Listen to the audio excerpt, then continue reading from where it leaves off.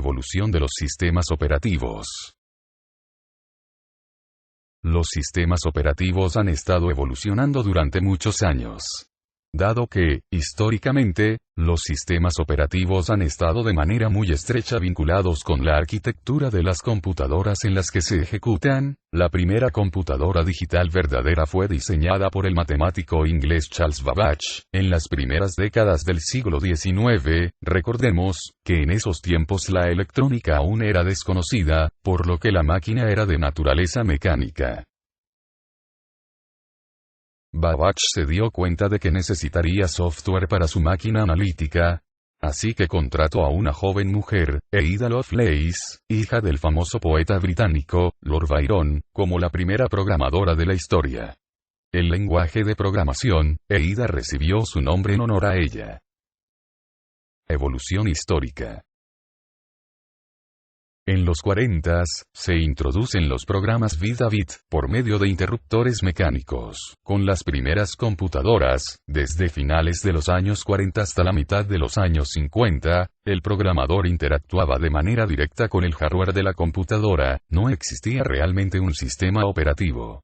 Las primeras computadoras utilizaban bulbos, la entrada de datos y los programas se realizaban a través del lenguaje máquina o a través de interruptores. En los 50, la compañía General Motors implantó el primer sistema operativo, para su IBM 701. Empiezan a surgir las tarjetas perforadas, las cuales permiten que los usuarios se encarguen de modificar sus programas. En los años 60 y 70, se genera el circuito integrado, se organizan los trabajos y se generan los procesos batch, también llamados por lotes, lo cual consiste en determinar los trabajos comunes y realizarlos todos juntos de una sola vez. En esta época surgen las unidades de cinta y el cargador de programas, el cual se considera como el primer tipo de sistema operativo. A finales de los años 80 comienza el gran auge y evolución de los sistemas operativos. Se descubre el concepto de multiprogramación, que consiste en tener cargados en memoria a varios trabajos al mismo tiempo, tema principal de los sistemas operativos actuales. En los 90 entramos a la era de la computación distribuida y del multiprocesamiento a través de múltiples redes de computadoras, aprovechando el ciclo del procesador. Existe otra versión de cómo han evolucionado los sistemas operativos en base a las etapas o generaciones de computadoras. Primera etapa 1945-1955. Bulbos y conexiones. A mitad de la década de los 40, se lograron construir máquinas de cálculo mediante bulbos. Estas máquinas eran enormes y llenaban cuartos completos con decenas de miles de bulbos, pero eran mucho más lentas que la computadora casera más económica en nuestros días. Los lenguajes de programación eran desconocidos, incluyendo al lenguaje ensamblador. El programador reservaba cierto periodo en una hoja de reservación pegada a la pared, iba al cuarto de la máquina, insertaba su conexión a la computadora y pasaba unas horas esperando que ninguno de los 20.000 o más bulbos se quemara durante la ejecución. A principio de la década de los 50 se introdujeron las tarjetas perforadas. Fue entonces posible escribir los programas y leerlas en vez de insertar conexiones. Por lo demás el proceso era el mismo. Segunda etapa 1955-1965. Transistores y sistemas de procesamiento por lotes.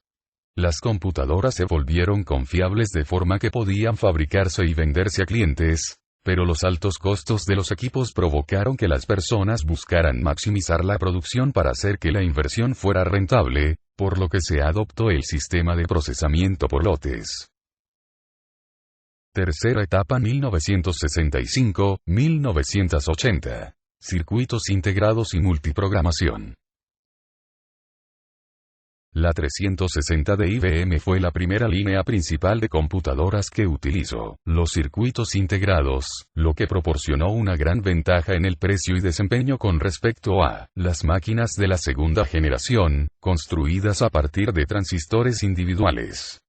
Se trabajó con un sistema operativo enorme y extraordinariamente complejo. A pesar de su enorme tamaño y sus problemas, el sistema operativo de la línea IBM 360, y los sistemas operativos similares de esta generación producidos por otros fabricantes de computadoras realmente pudieron satisfacer, en forma razonable, a la mayoría de sus clientes. Otra característica era la capacidad de leer trabajos de las tarjetas al disco, tan pronto como llegara al cuarto de cómputo. Así, siempre que concluyera un trabajo, el sistema operativo podía cargar un nuevo trabajo del disco en la partición que quedara desocupada y ejecutarlo. Cuarta etapa, 1980, actualidad. Computadoras personales.